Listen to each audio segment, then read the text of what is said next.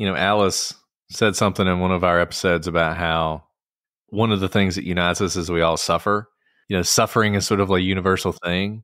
And, that's another example of that sort of vulnerability you talk about, being willing to say that, because that is such an opposite of our social media culture.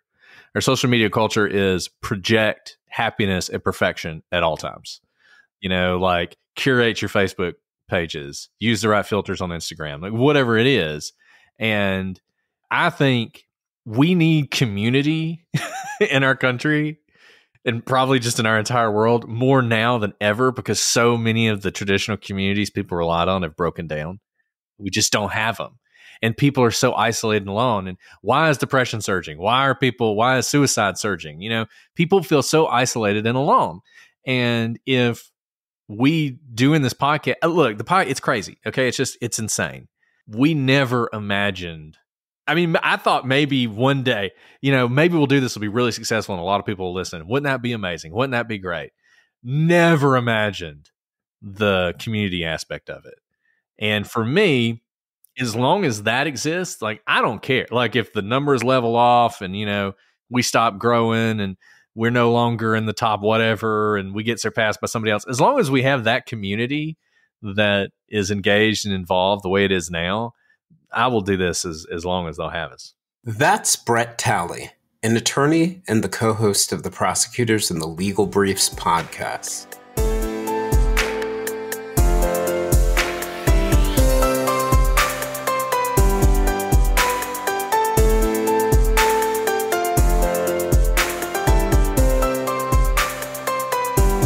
Really heartens me for the future. A bunch of people will just be naysayers and say, we don't talk to each other anymore. And that might be the case, but I see so many pockets where there is honest dialogue in everything. I'm not just talking about true crime. I'm talking about life. It's within your own family. It's with your significant other. It's with your friends. It's with your kids. It's with people you've never met on the internet.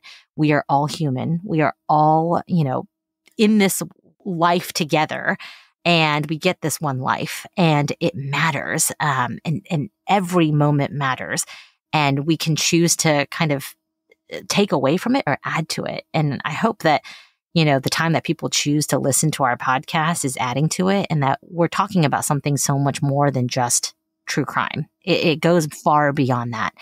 It goes back to the very humanity of each person and the dignity of each person and our ability to communicate with other humans in our life. And I feel blessed to be part of those dialogues, often through the podcast. And I hope others are able to kind of join us for the ride and then extrapolate it from the podcast to the rest of their life as well.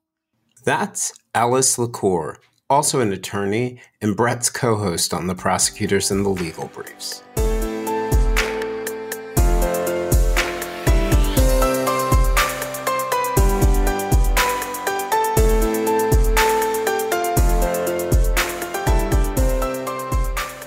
This is the second of 2 episodes with Brett and Alice. So if you haven't had the chance to listen to the first episode, I recommend you stop now, go back and listen to the first episode, then come back here.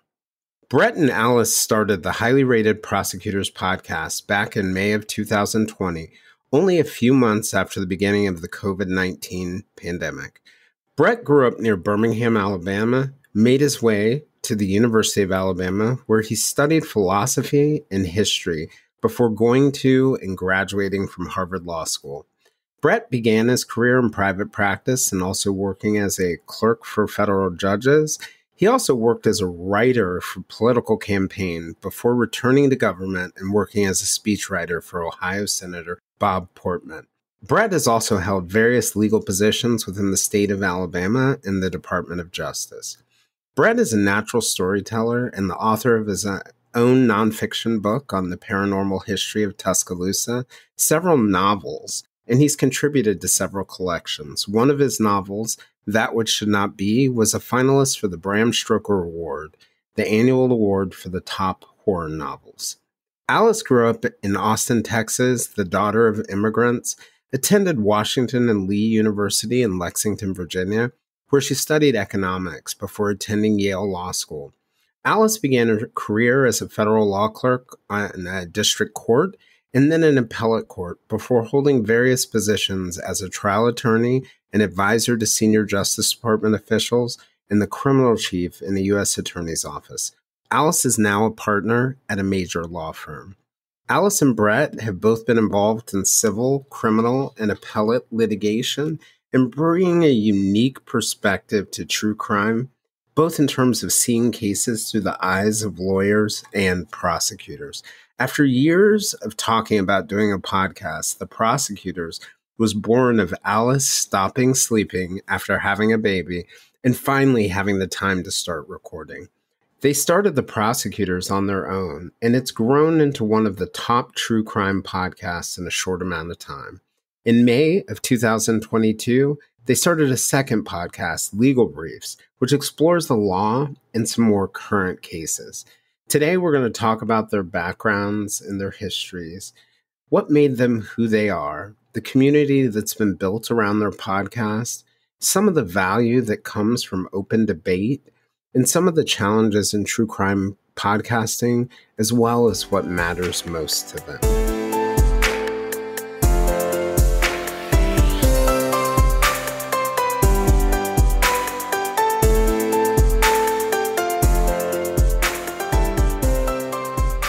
I remember, it was one of your recent episodes, I think it was on the Adnan Saeed case, where I forget how you guys got to this topic, but Brett ended up telling this story about how he got kicked out of church. And I think, Brett, I sent you a message saying, oh, I had a very similar experience. And I remember, Alice, you said that you felt sorry for young Brett. And that was a moment for me, even though, I wasn't talking to you in that moment, because my church story was, I was the guy who gave the youth Sunday sermon. I was highly involved in Fellowship of Christian Athletes and all sorts of other things at that time. And I had asked a question in Sunday school that my Sunday school teacher couldn't answer. And so they got the director of the Sunday school to come in the next week. And instead of answering the question, what he said was, "The devil divides us," literally looking right at me. And I was like, oh, okay. But in that moment, Brett, where you told that story, not only my heart went out to you, I felt so connected to you in that moment in a way that I rarely do with people, where I'm consuming the product that they're at that. And I appreciate that piece of it, if it makes sense. I know it's I don't know that any of that is intentional. I mean, it's kind of it just goes back to, I am sure there are people who would say, you shouldn't do that, right? I mean, there are too many crazy people out there who will hunt you down and kill you if you open yourself up too much, which is probably true. And when we started the podcast, just used our first names, didn't use our last names, didn't tell people exactly where we worked. And some of that was related to work itself. Tried to keep it a little cabin. But I mean, to me, I can't do it. I just can't do it. I like people a lot. I love people, and I love all sorts of different people, and I like meeting different people. And I'm just all about sort of community. And one of the things I love about the podcast is the community that kind of grew up around it. And you mentioned my son. I don't know that I intended to be so public with that, but I kind of, when it was happening, I sent a message to some people. I was like, hey, I just want to let you know. I mean, I think it was our patrons. We have a Patreon page. And I was like, hey, I just want you guys to know, this is going on. I don't know what's going to be happening with the podcast for the next few months. And y'all are spending your money on this. It's fine. If you want to deactivate your account for a couple months, that's fine. Don't know how much stuff's going to be coming out. Right. And their reaction was just so overwhelmingly the opposite of that. I mean, people were upping their Patreon thing. And it was so moving to me, the way they responded, that I just had to thank them, and had to thank them publicly in as public a way as possible, because it meant so much to me, and the community means a lot to me. And I just feel with these people, I can't help but be kind of just open with them about these things. And I think, as Alice said, it goes to sort of why we're approaching things the way we are sometimes. And I think that's really important, because I think there is this false narrative out there that and I don't even know where it comes from, but there are people who seem to believe it is possible to approach cases or podcasting or whatever with like no bias and no perspective and just put the facts out there, man. You know what I mean? I don't think there are many things that you can, approach with no bias, because any conclusion any of us come to is based on the way we grew up and what inputs went in and our experience. And I think, number one, I think that's good. I don't think it's a bad thing that you have perspective. And I don't think it's a bad thing that other people will have different perspectives. And I think if the more people understand why you look at something the way you do, why you look at a piece of evidence and you see it in a certain light, if they understand you and why you look at that, they may actually see flaws in the way you're analyzing it, right? Or maybe from their perspective, they will see it a different way. And the conversation is important to me too. So to me, the more it can be this community of people talking about this stuff, going through it, it's one reason I really like our Facebook page. It's one reason I really like, as Alice said, doing the chats. It's interesting to do the podcast, and Alice and I are doing the podcast, and see comments people are making, because it sort of informs like what you're thinking. Like, oh, that's a different way of looking at it. And for me, I think basically it is just impossible for me to shut up. So I'm going to talk about sort of anything that's happened that I think is relevant. Oh, you're calm and quiet compared to Bob Motta of the Defense Diaries. he can out-talk anyone. But, it's so true. I when I was at the New York Times, I had this editor. I was a part of I was brought in as a part of a diversity recruitment program where they took people right out of college. And we were talking about like what could really be improved about the program. And he made this great point. He's like, the problem with diversity here at the Times, they're racial, they're gender problems, but look at your cohort, and there were 14 of us. And he was like, how many of you went to Ivy League undergraduates? And I wasn't one of them, but like most of them. And he's like, how many of you went to, the Vassars of the world, the really sort of good liberal arts schools? And we knocked those people off. And he's like, you're the only one who went to a state school. And I was like, oh, yeah, that's a really interesting point. And he said that like we get more value from bringing a white kid who's poor from Appalachia into the newsroom than we do for bringing in more Harvard undergraduates. And I was just thinking about that from the perspective of your community, that diversity of ideas and diversity of thought probably brings so much value to what you do on a day-to-day basis. And before I had that conversation, I never really thought about diversity in that sense, or even just the fact that I lived in the South, the North, and, the Southwest. And that informs me that, I was just wondering what your thoughts on that are. Well, I think one thing it does is it allows us to have a lot of expertise in a lot of strange places. It's really interesting. It is fascinating in so many ways. Number one, somebody on the gallery, which is our Facebook page, did just a post. It was like, what does everybody do? What are your jobs? And there were like 500 responses. And there were people from every, one person is a conductor in a symphony, and people were doctors and nurses and teachers and psychologists and farmers and ranchers and, pilots. I mean, there was just everything. And I remember we did the Redonda Vaught case. And Redonda Vaught is a nurse who was charged with manslaughter because she gave the wrong drug to somebody and that person died. And we approached it very much from a legal perspective because we're lawyers, right? But we had so many people who were nurses who gave a different perspective and were able to inform that. So I thought in the end, the coverage that we had of that because of that different perspective and all those perspectives coming together was much better. I'm from Alabama. I went to state schools my entire life until I went to Harvard. Harvard was a really weird experience for me. I loved it. It must have been. Yeah, I mean, there weren't that many people like me there. You know what I mean? Yeah. No, just the accent must have stood out. Yeah, exactly. Like I remember, I don't know if I've told this story in the podcast, but I'll never forget this one girl was like, there are classes you can take to get rid of your accent. Oh, I thought she was going to say, what language do you speak? Yeah, that as well. But yeah, and so Yeah, and I think that's really important. And it's like the Adnan thing. People talk about, and I don't know the backgrounds of everybody who talks about Adnan Syed, but people talk about it all the time. And they always, when we were talking about that religious aspect, they always approach it from, well, he's not perfect, so therefore this must not have been important to him, right? And to me, that is just so absurd. Like I can't believe anybody thinks that, because coming from a very conservative religious background and not being perfect and experiencing the push and pull of society and being a teenager and everything else, but also really caring about your faith, to me, it makes complete sense that he could both be passionate about his faith and be doing things that aren't, in line with it. And I just think it's stuff like that. Like if you can bring a different view and just different experience, it's just so much more valuable and so much more thorough. And Alice, obviously, as she said, I mean, we're very different people. Alice has come from a completely different place than me.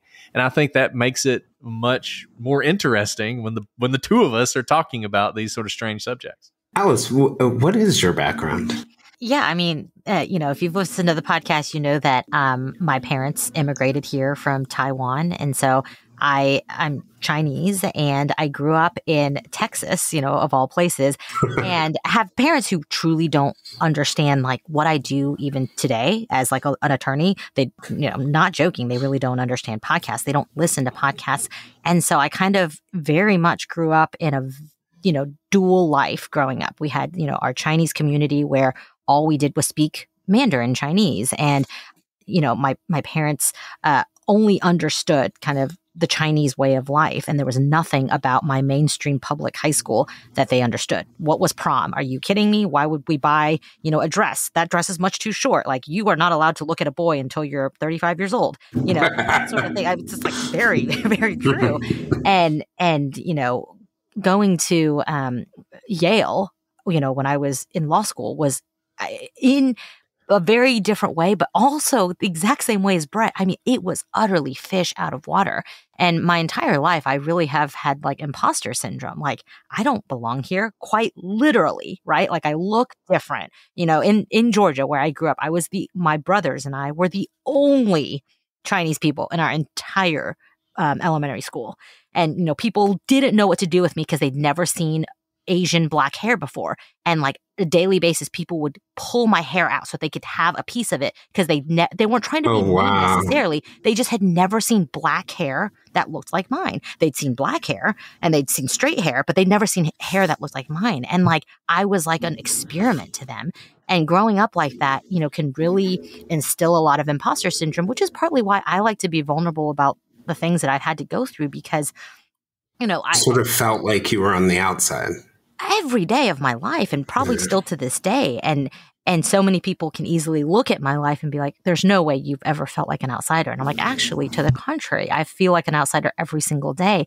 And I think that, again, that humanness allows everyone to be at the same place when we start talking about these cases. And that was kind of a totally unexpected, amazing thing that came out of the podcast within the first couple months, is the emails we got. Yes, we get a lot of true crime related emails, or like emails about cases we've done, but I was totally floored by the amount of emails we got from people bearing their souls to us that had nothing really to do about true crime, but had to do about, maybe a story that we told where we were vulnerable, or something about the case that we talked about that really struck a chord with them. Postpartum depression, or living a double life, or waking up one day and realizing the person that you had slept next to for 20 years was a monster and you didn't know, and sharing these stories with us, and they didn't actually know us. And many of these, stories would come out with, I've never told anyone this before, but I feel such a weight being able to say it to you.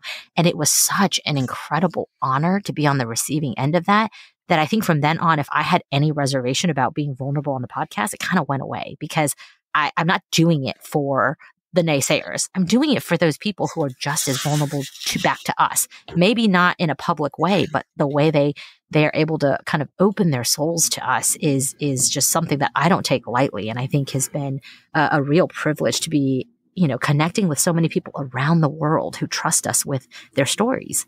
It sort of helps you see that everyone has some hurt, and everyone has some fear, and everyone has, to some extent, right? Like feels on the outside in ways that I at least in my own life, there were definitely moments where I thought I was terminally unique, right? Like I was, and it's interesting to hear other people's stories and see sort of like the power of that. But it sounds like, Alice, at least you now have a community that you're definitely on the inside of. Theo. Yeah.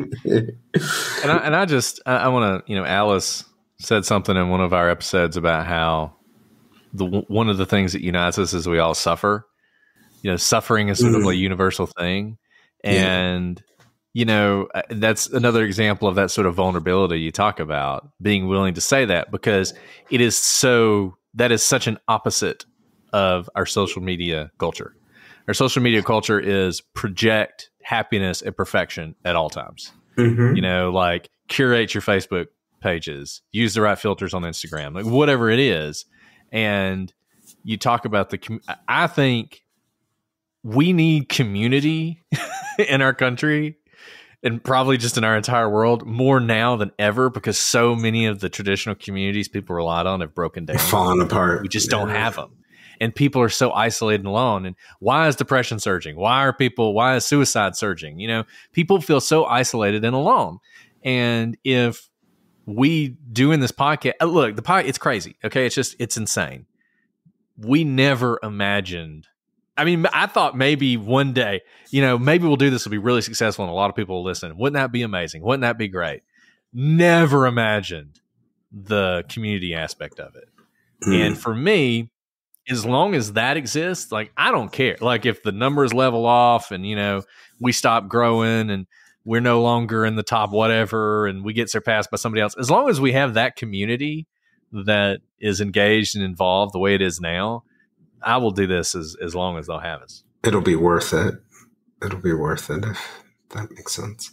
What for you, Brett, like, I haven't really asked you about what growing up was like for you, and I guess, Alice, I didn't really ask you this piece of it, but what led you on the path to where you are today?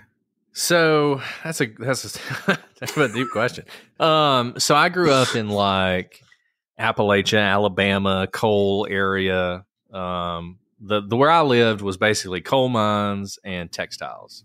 And that's what everybody did. And as I grew up, the textile mills closed and the coal mines closed down, and it was replaced with a lot of poverty, a lot of drugs, that sort of typical sort of opioid, methamphetamine, that story that you see in so many little counties around the country. And I went to sort of a failing type school, public school situation. And my parents, I was one of those lucky, blessed, privileged, whatever word you want to use, kids who, like, my parents were solidly sort of middle class, and because what'd your parents do? My dad was an engineer with the power company. He was an electrical engineer, and my mom was a secretary at the power company, and that's how they met. So they got married, and then my mom basically, at some point, she became a stay-at-home mom, but she would work for a while in places. But unlike my dad, who stayed in one job, she would kind of move around, do different things, try different things.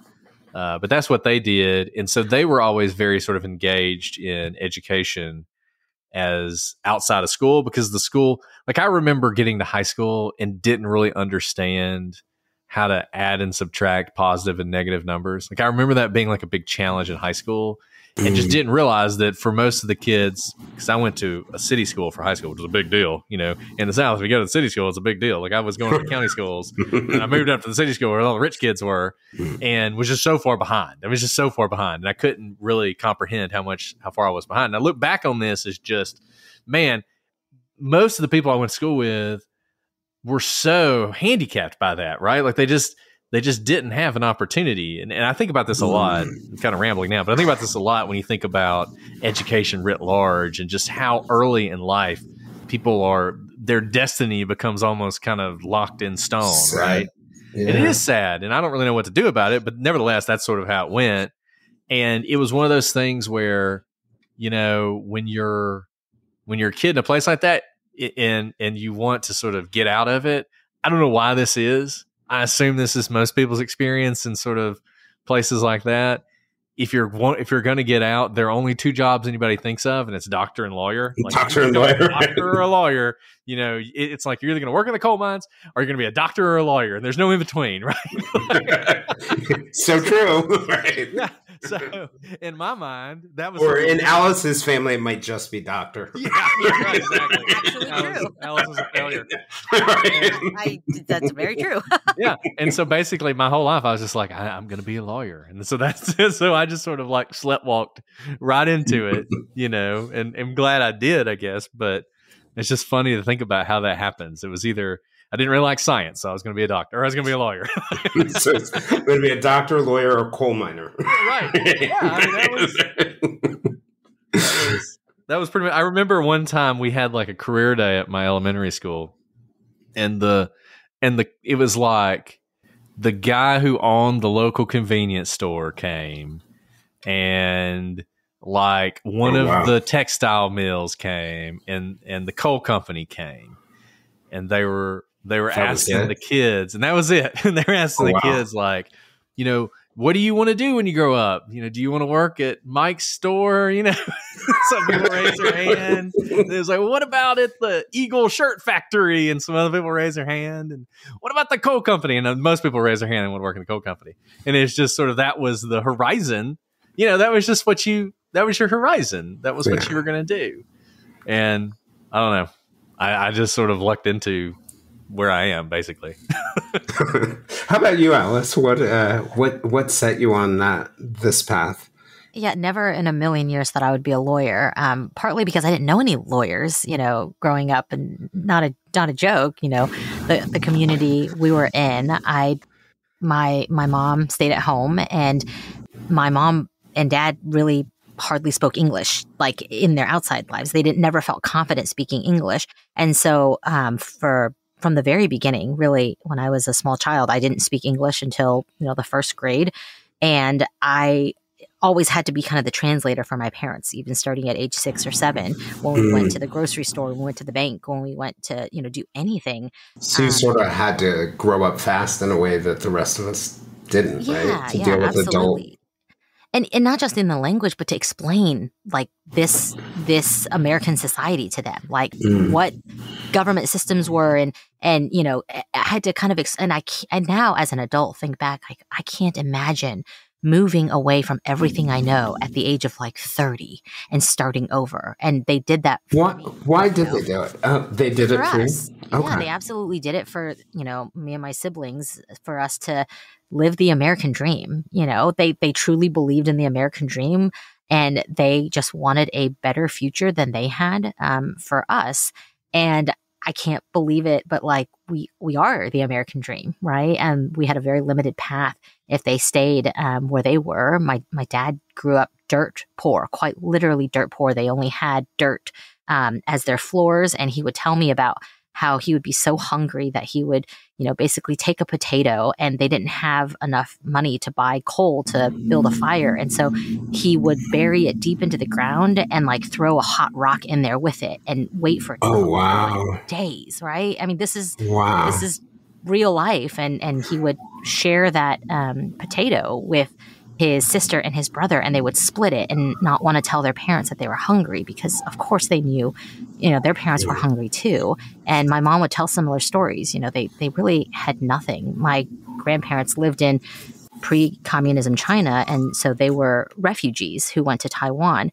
And my mom, you know, she had a bright personality, but she was, you know, the youngest girl of 6 kids, and there was never enough food to go around. And so she would just go to restaurants and eat condiments like ketchup. You know, there wasn't ketchup in Taiwan, but she would do that so that she wouldn't be hungry. And that was how they grew up. I mean, truly with nothing. And then here I am in, you know, absolute luxury in relation. And I knew this at like age 6, at age 7. And all I knew was I had to succeed, not in the sense of like success of the world, but like they gave up everything for me to have a chance at education. And I had to do well educationally, right? Their sacrifice was not going to be for naught. And that's why. It sounds like a big weight to carry. Oh, it's a huge weight. It's an absolutely huge weight. Right. And I thank them for that. Never did I have to be told to study or to do well. They didn't even know I applied to colleges because they didn't understand the college system. Oh, I didn't really? know the American college Oh, wow. system. And, So they came wanting something better for you, but didn't exactly know what it was, but knew it was in America kind of thing. Yes, Yeah. exactly. They didn't know, they didn't have the blueprint. They just knew that people who went to America were not bound by the family they were born into, or, you could be anything in America is what everyone knows. And I have, cousins and family in like 4 continents, and many of them want to live in America. And it just happened that I was so lucky to be born here. And that's partly why, I'm such an advocate for like the American way, because I should be nothing in a lot of ways. And I see kind of the parallel lives that my You can cousins imagine yourself. Yeah. I see what it could be. And I'm not any smarter than my cousins. I'm not any, more cunning or anything like that. I really was just able to do things and not limited by kind of what I look like or who my parents were, which is to say that they weren't educated in the American way. They couldn't advise me on what college to go to or what law school to go to because they didn't know, right? They don't know what the LSAT is. They don't know what the SAT is. They don't know what the ACT is. And so I would study for it, drive myself to those tests. And then if I did well, it's not like anyone clapped me on the back because they couldn't even understand what it meant to do well in them, which was good because you shouldn't be doing those things for outside validation. But I am so lucky because I chose, people say, oh, how did you choose the college you went to? And the honest to God truth was that I knew my parents couldn't afford it. And so I needed to just go to a college that I could afford.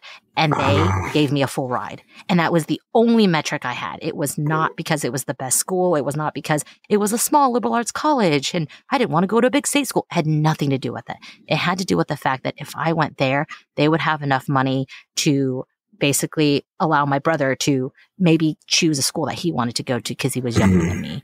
I didn't know anything at 17, and I was lucky enough that the school I went to was the exact place I was supposed to go to. And I can't believe, how much free education they gave me. And I'm so thankful for that. And to be totally honest, that's how I picked law schools too.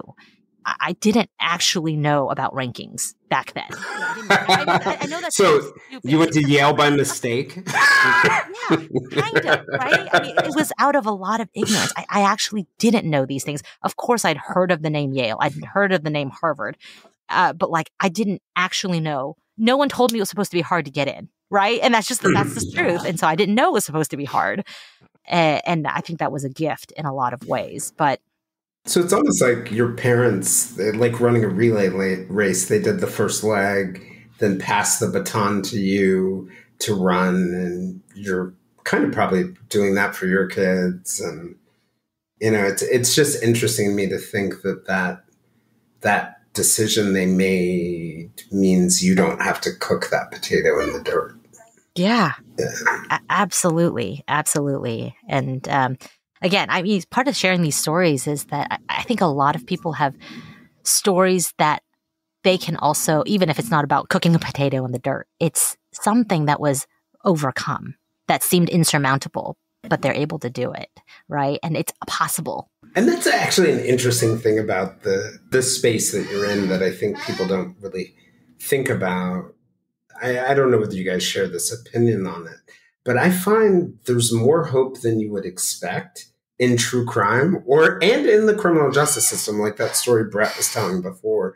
I think of some of my clients who've gone to jail, and some it doesn't work out very well. Some it really does turn around their lives. That there's probably more hope in some of these things than people realize. Well, I think one thing that's interesting about true crime, and some of this is overblown, but it is one of the few areas where the listeners can actually make a difference. I mean, you can listen to political podcasts and wrap yourself around an axle, or you can listen to like science podcasts or medical podcasts, and they're all interesting. News podcasts, they're interesting, but your ability to really affect any of that is not that great. Whereas in true crime, there are occasions where true crime coverage of cases has led to breaks in cases. Occasionally, we will get tips that will pass on to law enforcement. as far as I know, none of them have, led to a case being solved. But I mean, there's been some that I thought were pretty good, right? And those were things that the people, until they heard the show, never even realized might be important. And now they're talking to the FBI, right? And and I think that's one area is it feels like when you talk about these cases, it's like Delphi.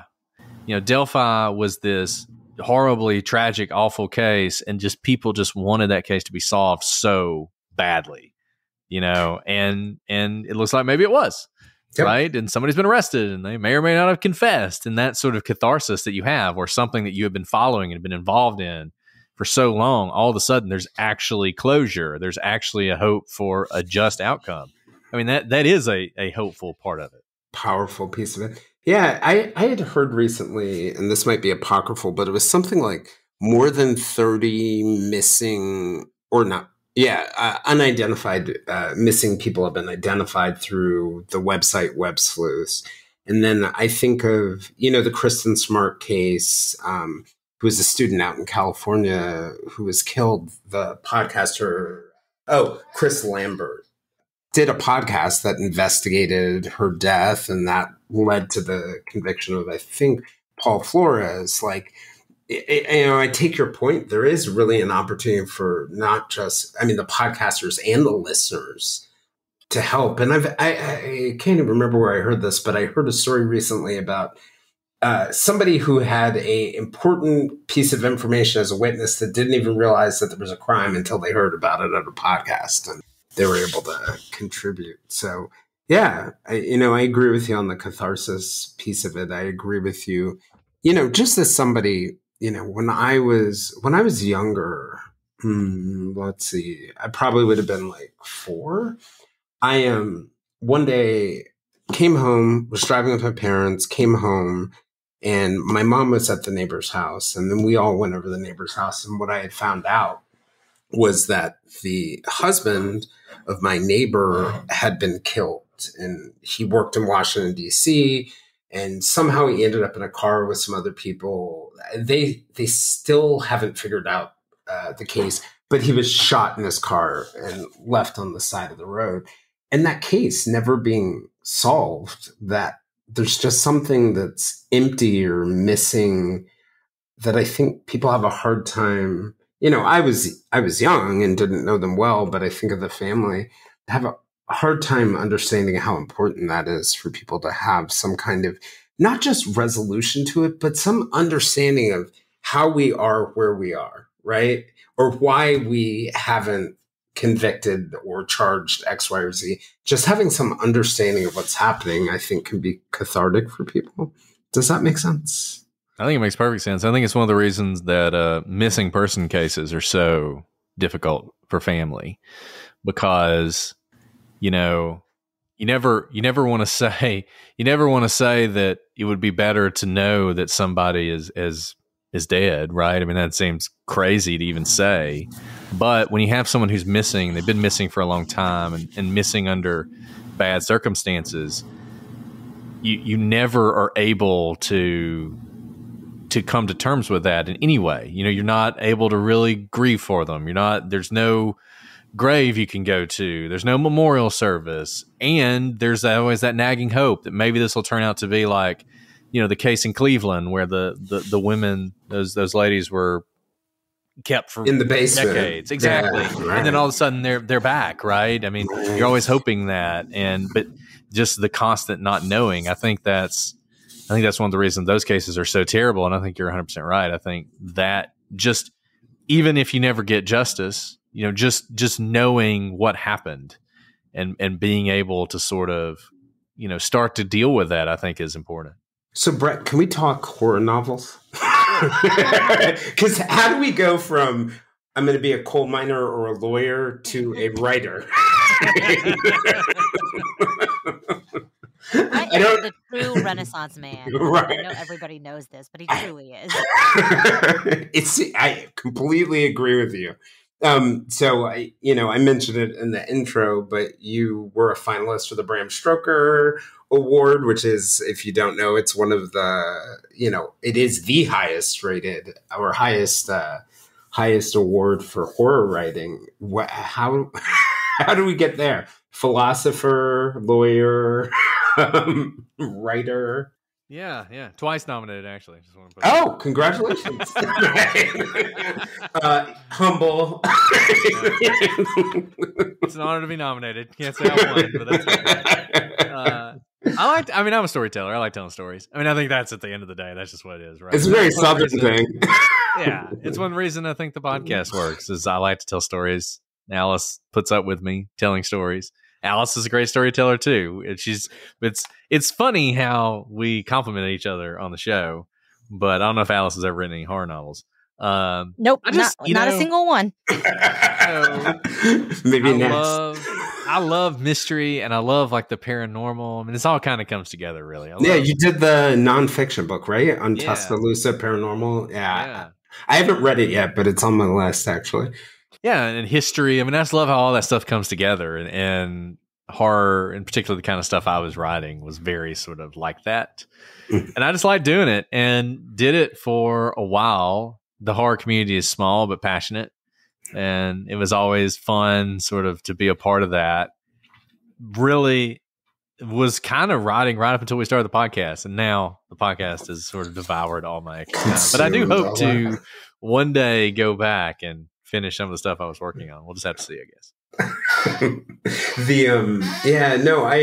As a kid, that's actually what got me into. It's very funny because I think horror is what got me into reading. Reading is what got me, I don't know, to where I am in life, right? Because reading got me to thinking, and thinking got me to probably not making a lot of stupid decisions that some other people in my life may have made. Don't get me wrong, I've made plenty of stupid decisions. We all know that, but their consequences are less because of the education and all of those other pieces. So you will go back to horror writing, Alice. You will not be horror writing, or you will. I would be the world's worst horror writer. Why do you say that? Because I can't even pretend to think about it, or I'll get too scared. Have you read Brett's books? No, I haven't. And you know that shows you just how scared I am, because I love Brett and would support him in anything. I buy his books. You buy them? That's too funny. So no Stephen King for you? That's not what I should send this to. It really is people who, we told nobody about our podcast, who still to this day, I get texts from people who I've known for a long time that say, "Are you kidding me? You have a podcast?" They laugh that it's on true crime, because I really, I'm the biggest weenie in the world. I'm scared of everything. I'm scared of my own shadow. So it's really strange that I actually, became a prosecutor. I kind of picked up the clue one time when I was watching one of your lives, and you had the 3 baby monitors, or was it the 2 baby monitors? Yeah. I was like, this woman is not going to miss anything. Oh yeah. I don't sit by windows that don't have a shade on them, because someone's looking in and they're gonna shoot me through the window. I just know it. Well, that's actually a really interesting point. I wonder how being involved in the prosecution side of the criminal justice system impacts sort of your daily living. I think about it from the perspective of being a reporter. By the time I was 27, my therapist made me go back and count how many dead bodies had you seen, right? So it was 270. Oh, wow. And that I could remember. So she made the point. She's like, hey, the first point that she made was really good. She's like, that's a lot of unnatural death. And I know it seems kind of obvious, but it dawned on me in that moment, oh, everybody doesn't go through this. And then her next point was, and you think that somehow didn't impact your life? And I was like, huh. Valid point. But I'll walk around my building and think about the schoolgirl in New York who was just walking by her building and the brick fell off and hit her on the head and killed her. But I definitely walk around buildings slightly different than other people. How do you think that impacts you guys being involved in this kind of stuff? Well, I was joking that it seems strange that I would become a prosecutor, but I think in a lot of ways it's the uncontrollable world, the chaos, that is most scary to me. And by being a prosecutor, by being an attorney, I can do something about it. And by being able to like actually, have agency in the chaos, I think helps me. And so it doesn't, I'm not scared when I'm doing my cases, right? And it's some of the most horrendous things I've ever seen. And I think it's because there's actually something I can do about it. It's a puzzle that I have to, figure out of how to move forward with the case or what's missing in the case or what happened in the case, as opposed to being just something when I'm just sitting back watching a movie, a horror movie, for example, it's happening to me. Where you have no control, right? Correct. Yeah. So I think I see the world with much bigger eyes, and I am not as naive as I once was, but at the same time, I don't live in like constant anxiety or fear, because you can't do that, right? It's more like you it's good to know what the world is, but people call me Pollyanna. I'm a very, by nature, optimistic person, and by nature kind of like a happy, joyful person. And I hope to never lose that. If I were to lose that, then I think I have to kind of reevaluate what I'm doing in life, because I think you can be that while still recognizing the depravity, really, of humanity. And it's a difficult balance, but you have to know how to reach that balance. It's interesting because one of the second things that those 270 dead bodies did for me, in addition to like walking around buildings in a different way, is it also reminded me that life is unbelievably precious, and that I can't spend my entire life worrying about what bad thing is going to happen, because life could be short. So I need to enjoy every moment. And then I think the other piece of it that really was impactful in a positive way is, you guys know my general life story, is that things that used to really upset me, like, unless you're going to kidnap the kids or my cat, I'm going to bounce off it. And I think that those two things have been helpful from that experience. How about you, Brett? How does it impact you? So I think the longer I've been involved in this kind of stuff, the more it humanizes people for me who are involved in crime.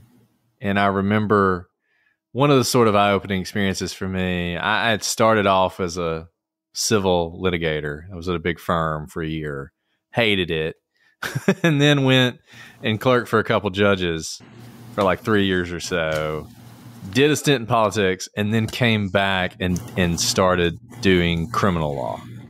And I was doing appeals, and I was doing sort of like high-level appellate work, and I had one of my first death penalty cases, did several death penalty cases.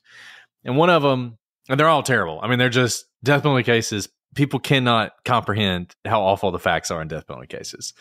And this one was a guy had brutally murdered his grandparents, stabbed him to death, cut his grandmother's throat. Her last words to him were, "I love you, son," right before she killed him, or he killed him. Oh my God. I mean, just awful, right? I mean, just can't even comprehend how terrible it was. And he did this with his girlfriend. They did it together.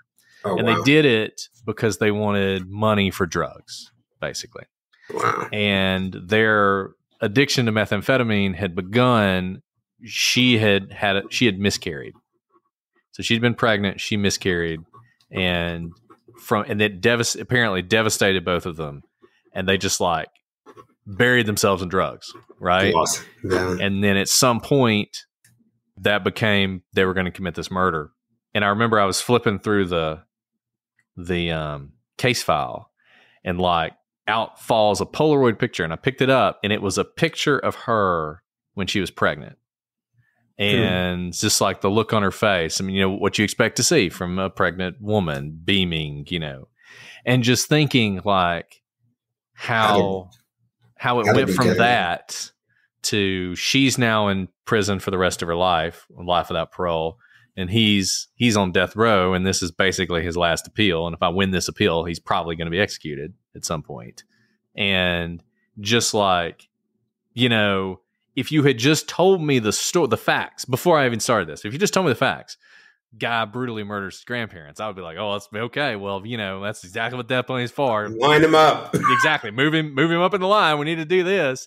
And And I still think, given what he did, that is just. But seeing that human side of it really affected me then, and continues to. And I will tell you, like, and I think a lot of people feel this way. I think when people think of prosecutors, they think of, like I said before, they just want to win. They don't care.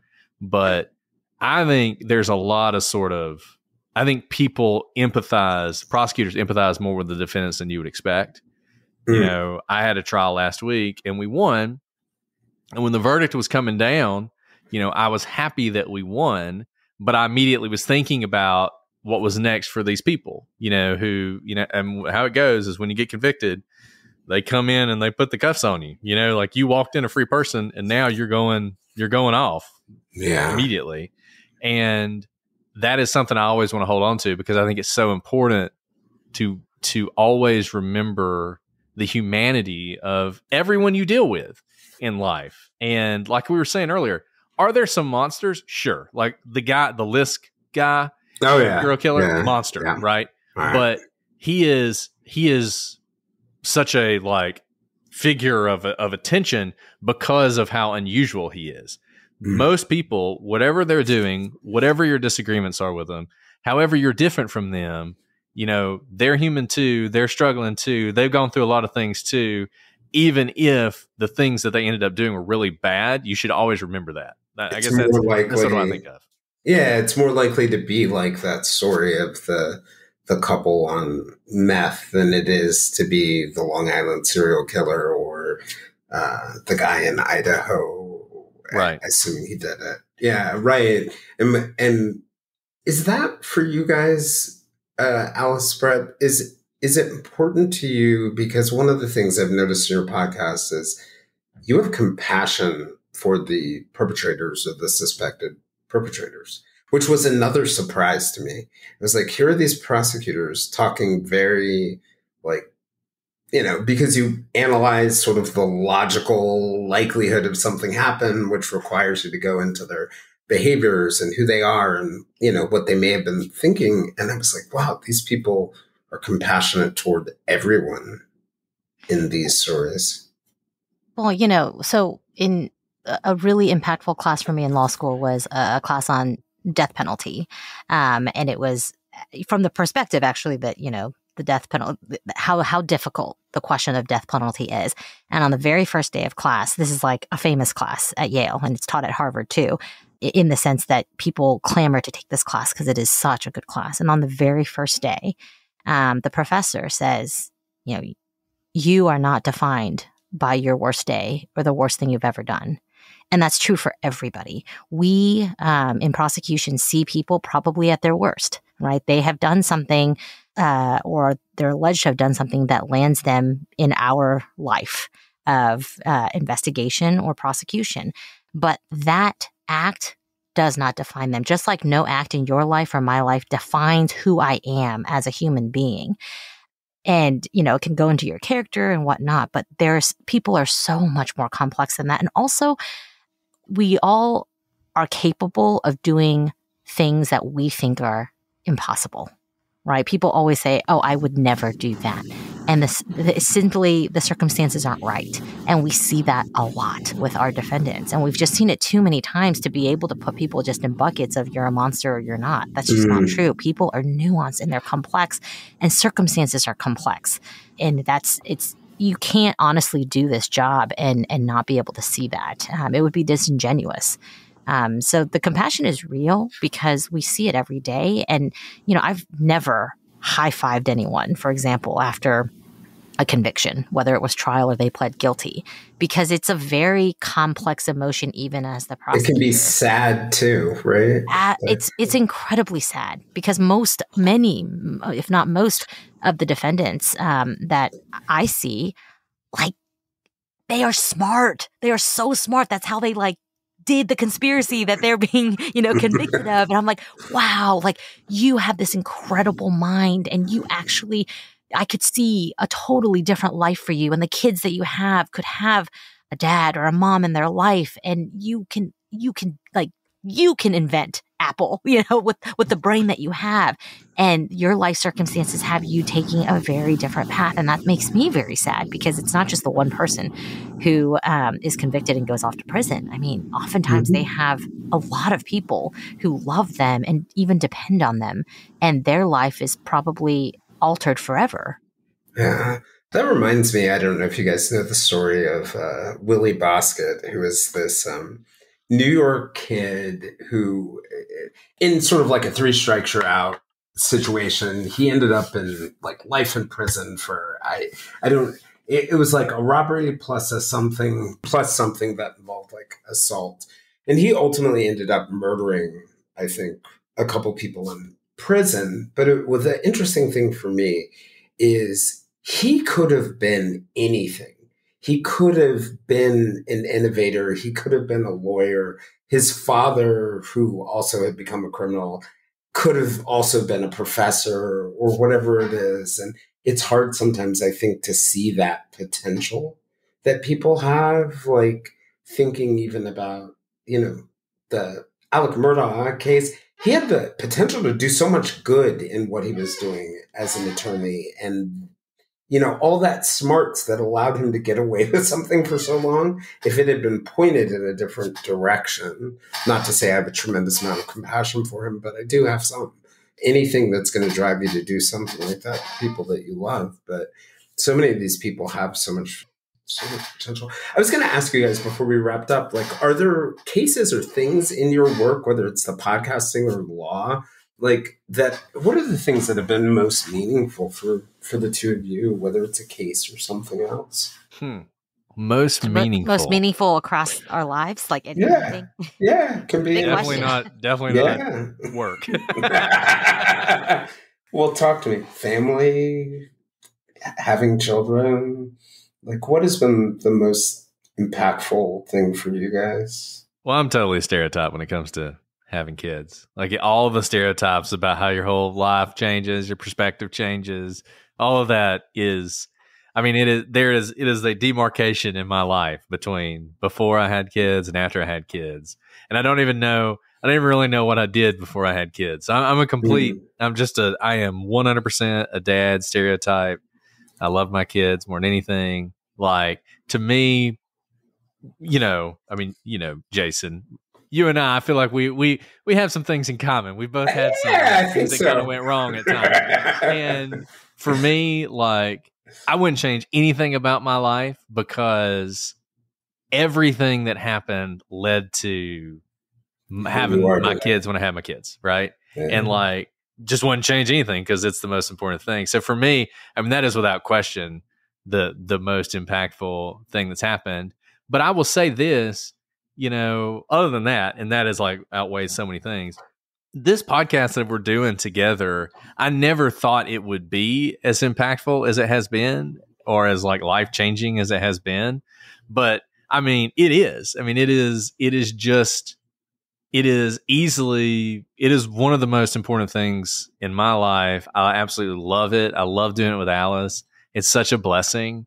It's just sort of mind blowing how amazing it has been. And, that may sound cliche, but everything we've talked about tonight, it all sort of comes together in this. And I'm just really glad we're doing it. I feel just incredibly blessed that Alice and I basically just stumbled into this, because that's what happened. We just stumbled in. Right.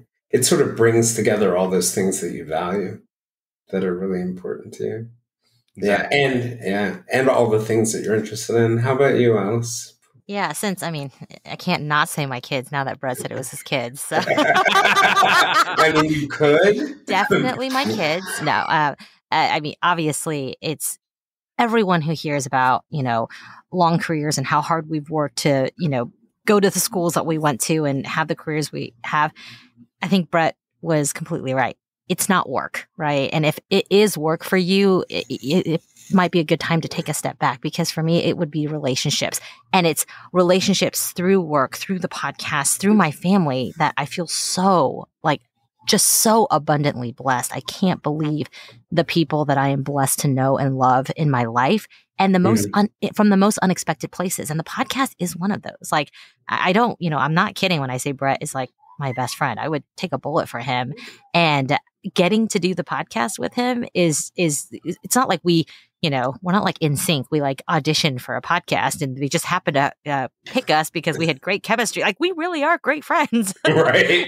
and that's why it works. And if we weren't great friends, this wouldn't work, because honestly, anything that takes time away from my kids, it has to have a high bar, right? Mm. And hanging out with like my friend Brett absolutely meets that bar. And as a result, like, our families get to hang out so much. We would hang out anyways, but like, our kids don't know what a podcast is. They're too young, but they like love the theme song and they like dance to it. And whenever they hear the podcast or something, they'll hear a snippet and they immediately like, oh, is Mr. Brett here? They get so excited that Mr. Brett's at their house. And sorry, it's podcast. I'm like, what is that? And I'm like, it's too much. I can't answer that question right now.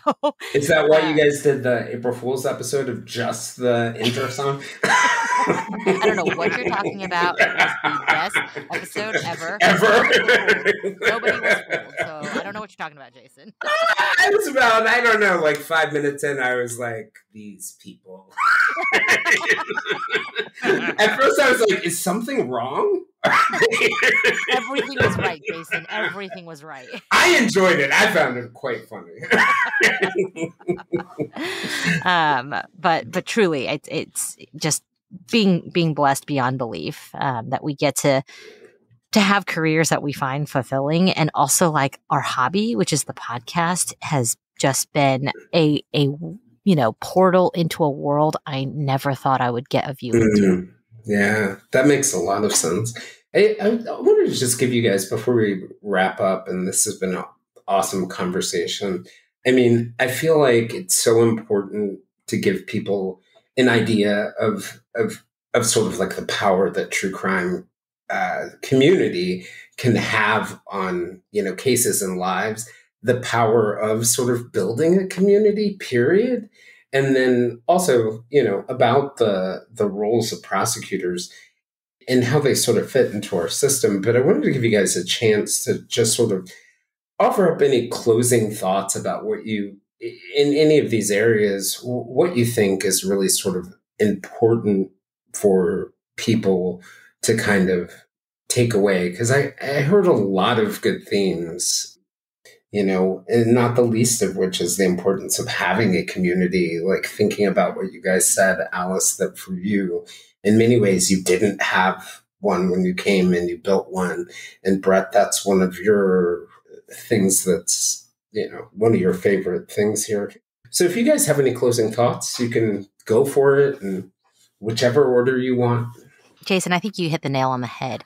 The conduit by which we are getting to do this is true crime, but we just need to be able today as a society to talk to each other, to share ideas, to debate respectfully, and to refine each other's thinking with using our brains. We all have brains, and it's such a beautiful thing when you're able to have an honest conversation, whether you agree or disagree with someone else. And it's something that we've been able to do through the podcast. We see our community doing it without us, and it really heartens me for the future. A bunch of people will just be naysayers and say, we don't talk to each other anymore. And that might be the case, but I see so many pockets where there is honest dialogue in everything. I'm not just talking about true crime. I'm talking about life. It's within your own family. It's with your significant other. It's with your friends. It's with your kids. It's with people you've never met on the internet. We are all human. We are all, in this life together, and we get this one life, and it matters. And every moment matters, and we can choose to kind of take away from it or add to it. And I hope that the time that people choose to listen to our podcast is adding to it, and that we're talking about something so much more than just true crime. It goes far beyond that. It goes back to the very humanity of each person and the dignity of each person and our ability to communicate with other humans in our life. And I feel blessed to be part of those dialogues, often through the podcast. And I hope others are able to kind of join us for the ride and then extrapolate from the podcast to the rest of their life as well. Right. That makes perfect sense. Brett? Yeah, and always hard to follow up Alice because she puts everything so wonderfully. I mean, the community is so important to me. I'll take a different tack just so I don't say the same thing over again. When we started this, one of the reasons we started it was that void, the sort of that there wasn't this viewpoint. And one thing that we have always tried to reinforce, and one thing that I hope that comes through, is the country we have, the system we have, justice, getting to a place where we can have, for instance, a murder trial where someone who the vast majority of people in the public have already made a decision that they're guilty, where they can not only get a fair trial, but can be acquitted. Getting to that point was the work of generations, hundreds of years, thousands of years, built on a lot of trial and error and a lot of injustice and a lot of terrible things. And I hope that people can see, sort of, when they see a little bit of our side of things, a little bit of the prosecutor side of things that maybe they weren't seeing before, that it can give them a little bit of assurance that it's not as bad out there as you think it is. It doesn't mean things are perfect. It doesn't mean things can't be improved. That's how we got where we are, is working on things, working together to figure out where things are going wrong, to fix those things, to strengthen what we already had. Don't tear it down. There's, so much good out there and so much positivity, and we can build on that to have an even better and a more just society in the future, which I think is what we all want to do. Right. That makes perfect sense. Well, I'm glad we have people like you two in the world. So I think, to all of the points that you guys are making, I think at its core, the ability to listen to each other, to have different perspectives and come together, to have a sense of community, and also understand the law, because ultimately the rule of law is what brings order to life and allows us to find joy and allows us to not be Russia or some other place. But I'm just glad that we have voices like yours. And more importantly, I'm glad that we have people like you who can be examples for the rest of us. So this is Jayson Blair, and this is the Silver Linings Handbook podcast.